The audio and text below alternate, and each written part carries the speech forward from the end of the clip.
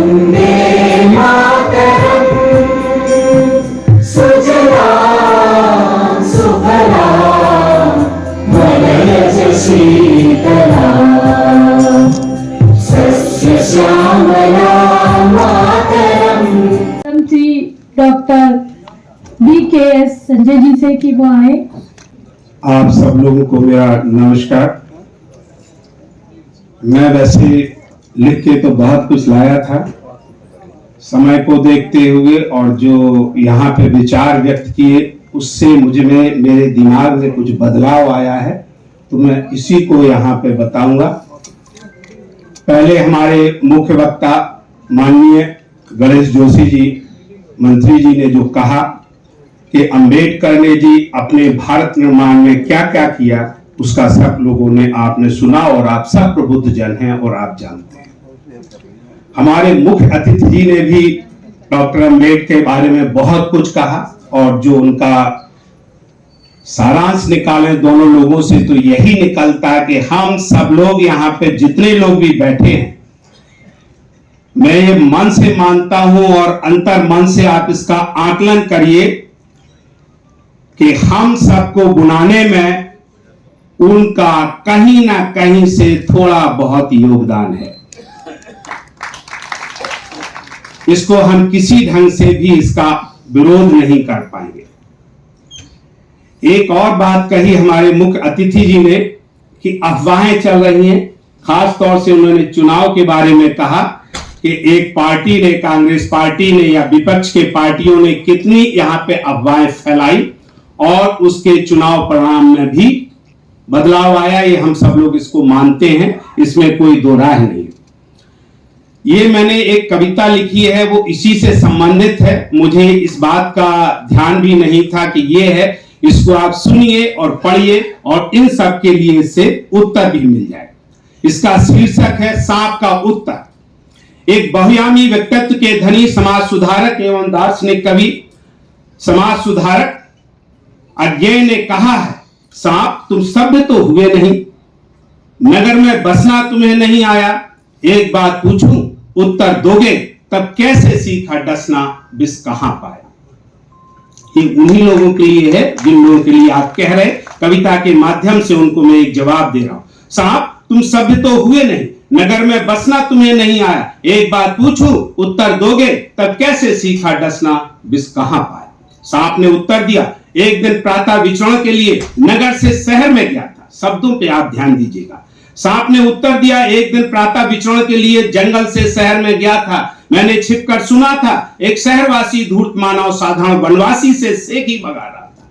उससे सेखी बगा रहा था, मैं वह नहीं जो आप सोचते हैं, मैं वह नहीं जो आप सोचते हैं, क्योंकि मैं ज्ञानी हूं, जानता हूं, मानता हूं, मैंने पढ़ा है, शास्त्रों में लिखा है, विचारम परम ज्ञानम, ज्ञानम परम बलम, अर्थात विचार ही सबसे बड़ा बल है। इसलिए मेरा शरीर आप जैसा, पर मेरा विचार सांप जैसा।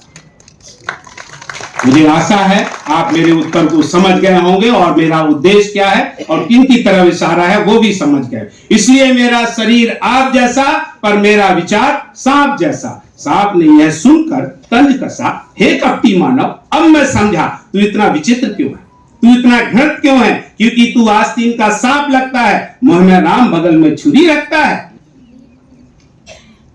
धोखे से वार करता है और हम जैसे सीधे साधों को मारता है, फिर हमें ही बदनाम करता है। हम जैसे सीधे साधों को मारता है और हमें ही बदनाम करता है। हे अभिजात मानव, मैं वह नहीं जो आप सोचते हैं। आप पढ़ सकते हैं मेरे बारे में अतीत और आज के धर्म और विज्ञान के ग्रंथों में कि लोग मुझे पूछते हैं, पालते हैं। मैं अकारण किसी को नहीं डसता, मैं कारण किसी को नहीं डसता, मैं उसी को डराता हूं, उसी को सताता हूं, क्योंकि मैं भी एक का जवाब पत्थर से देना जानता हूं। मैं समझ सकता हूं कहीं ना कहीं से कि हमारी भाजपा पार्टी दूसरे लोगों के लिए क्या करती है। हे कुलीन, क्या आपने यह नहीं सुना है, पढ़ा है, पर मैंने तो साधारण व्यक्तियों से सुना है, हर जीव का विकास वातावरण से होता है, हर जीव का विकास वातावरण से होता है और सीखने के तीन ही तरीके हैं, देख के, सुन के, करके। अभी मैं मुख्य अतिथि जी के बात पे ध्यान दिला रहा हूं, इसी बात को कह रहा हूं। जहां तक संविधान के बदलाव की बात आती है, परिवर्तन की बात आती है, तो बताइए हमने किससे सीखा?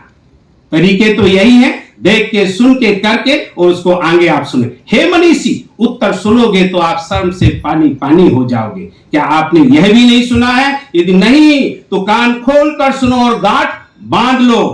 बद अच्छा बदनाम बुरा होता है, बद अच्छा बदनाम बुरा होता है। और उन लोगों के लिए उत्तर है, खरबूजे को देखकर खरबूजा रंग बदलता है, खरबूजे को देखकर खरबूजा रंग बदलता है। इसलिए मैं डंके की चोट पर कहता हूं, हे परम ज्ञानी, मेरा शरीर सांप जैसा पर मेरा विचार आप जैसा, मेरा शरीर सांप जैसा पर मेरा विचार आप जैसा। मैंने डसना आपसे ही सीखा है और विष आपसे ही पाया है।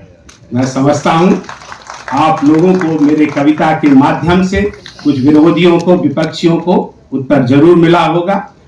मुझे जो अवसर दिया ज्ञापन देने का, धन्यवाद देने का, मैं सबसे पहले अपने मुख्य अतिथि जी का यहाँ पर स्वागत करता हूँ, अभिनंदन करता हूँ। और जितने ढंग से उन्हें गर्मजोशी के साथ और जो उदाहरण दिए भारत रत्न बाबा साहब डॉक्टर अंबेडकर के योगदान का, वो सच में सराहनीय है। आपने जो समय दिया उसके लिए धन्यवाद। हमारे मुख्य वक्ता श्री गणेश जोशी जी, माननीय मंत्री जी, जो कि हमारे क्षेत्र के विधायक भी हैं, और इनकी एक बात को मैं और शेयर करना चाहता हूं जो मैं लेके आया था। जब भी हमें इनके यहाँ मौका मिला ऑफिस में जाने का, तो मैंने एक सुना है, हमारे से तो बैठे हैं, जब कोई आता है तो इनकी एक अच्छी बात है, वो आप लोग जो इनको मार्गदर्शक मानते हैं या जो सीखना चाहते हैं, और वो सबके लिए है। जो आता है, जो अपनी समस्या बताता है, तो सबसे पहले इन्होंने समस्या समझी, और जहां जिसको कहना उस समय ये तुरंत फोन उठाते हैं और उस समय उसको कहते भी हैं, और जो इनसे बनता है वो करते। मैं आज भी कहता हूं, हो सकता है इनके कहने से वो काम ना आए, लेकिन आपने ये गीता का मंत्र जरूर सुना होगा कि action is superior to inaction. क्योंकि काम करते हैं और लोगों को बताएं। आर्थिक मदद की जरूरतें बहुत ज्यादा जो सीमित होते हैं तो उसको तुरंत करते हैं, कहीं दुखते नहीं है। मैं आपको भी यहाँ के आने के लिए धन्यवाद देता हूँ। नरेश बंसल जी माननीय सांसद हैं राज्यसभा के, और जो अभी आपने कहा सह कुबेर हैं, तो हम समझते हैं कि अर्थ के बिना किसी चीज की संभावना नहीं है, और जो अर्थ का सहारा देते हैं उन लोगों के लिए हम सबको हमेशा धन्यवाद देना चाहिए। वो इसलिए ही मैं तो कहता हूं, आपने सुना होगा सभी लोगों ने, हमने एक लगा रखा, अपनी टेबल पे भी लगा रखा, हम इतना नहीं कह पाए, उसका मंत्र यही है कि यदि स्वस्थ रहना है तो आप घी को भी उधार लेके लीजिए, तो ये ऋण का महत्व है। तो इसलिए मैं नरेश बंसल जी को भी इस बात के लिए धन्यवाद देता हूं। हमारी महारानी माला राजलक्ष्मी जी माननीय सांसद लोकसभा से, मैं उनको धन्यवाद देता हूं यहाँ आने के लिए। हमारे विधायक खजान दास जी माननीय विधायक, और हमारे श्रीमती सविता कपूर जी जो यहाँ पे इन्होंने अपना समय दिया, इनको मैं बहुत साल से जानता हूं। जब मैं जॉलीग्रांट, मुझे उत्तराखंड रहने में अब 25 साल से ज्यादा होगा, तब से मेरा परिचय हुआ था, और मैं कपूर साहब को भी हमेशा याद करता हूं, हमेशा याद करता हूं। खासतौर से इन लोगों के लिए, और भी इन लोगों का मेरे लिए पद्मश्री लेने में बहुत बड़ा सहयोग है, तो इस मंच के माध्यम से भी मैं आपको धन्यवाद देता हूं। हमारे आज के संयोजक जी को, उनको भी मैं देता हूं, और हमारे जो गिरी जी साहब बैठे हुए हैं, सामने हमारी डॉक्टर गीता खन्ना जी बैठी हुई हैं, मैं आप सब लोगों को धन्यवाद देता हूं। और सबसे ज्यादा मैं दूंगा सिद्धार्थ अग्रवाल जी को, कि जिन्होंने मुझे इस मंच पर और यहाँ लाने पर अध्यक्ष बनने का अवसर दिया, और आप लोगों से मेरा ये मौका मिला कि आप व्यक्तिगत तौर पे, हमारा बहुत लोगों ने नाम सुना होगा, शायद देखा भी ना हो, लेकिन मुझे आज बहुत खुशी है कि कुछ लोग तो मेरे चेहरे को पहचान भी जाएंगे और नमस्ते भी कर लेंगे। कई बार हमें भी नाम याद आ जाएगा। मैं आप सब लोगों को जो यहाँ पे आए हैं, एक बात मैं अंत में जरूर कहूंगा कि जो अंबेडकर का एक मंत्र है, उसको आप जरूर, ऐसा नहीं कि किसी, हम सब लोग उसी मंत्र के कारण हैं, इसको आप मानिए। भोजन, शिक्षा, स्वास्थ्य, ये बुनियादी आवश्यकता है, और मेरा मानना है सबको मिलना चाहिए। आत्मनिर्भर भारत का सपना तभी पूरा होगा जब सबको भोजन मिलेगा, शिक्षा मिलेगी, स्वास्थ्य मिलेगा, वो भी अच्छा मिलेगा और सस्ता मिलेगा और एक सा मिलेगा। तभी भारत, हमारा देश आत्मनिर्भर भी बनेगा, और माननीय प्रधानमंत्री का जो सपना है, हमारा भारत देश विकसित भी होगा और विश्व गुरु की श्रेणी में भी पहुंचेगा। और हमारे माननीय प्रधानमंत्री जी हर ढंग से आप ये देखिए, 5 किलो आटे की बात नहीं है, 5 किलो अनाज की बात नहीं है, शिक्षा की बात नहीं है कि जो सबको मिल रहा है। सबसे ज्यादा मैं प्रभावित हूं और उससे मैं पीड़ित भी हूं। पीड़ित कैसे? पहले कहूंगा प्रभावित हूं, क्योंकि जो आयुष्मान भारत योजना आई है उससे मैं बहुत साल पहले कहा करता था, मैं तो बहुत पहले कि हर किसी वो पीड़ित किस लिए हूं? पीड़ित इसलिए हूं कि आयुष्मान भारत योजना लगने से हम जैसे डॉक्टरों के पास काम भी कम हो गया।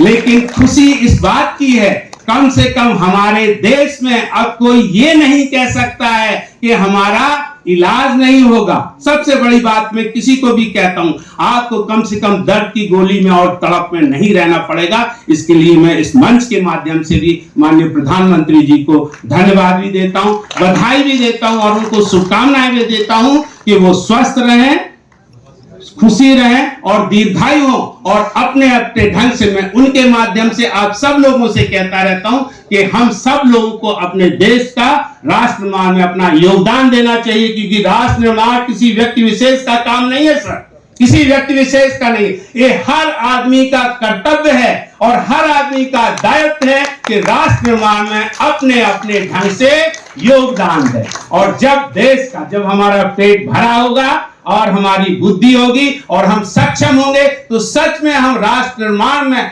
बहुत योगदान देंगे। और एक मोदी और मुर्मू नहीं, तब इस देश में हजारों मोदी और मुर्मू पैदा होंगे।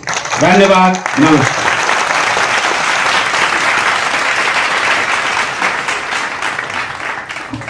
धन्यवाद डॉक्टर साहब।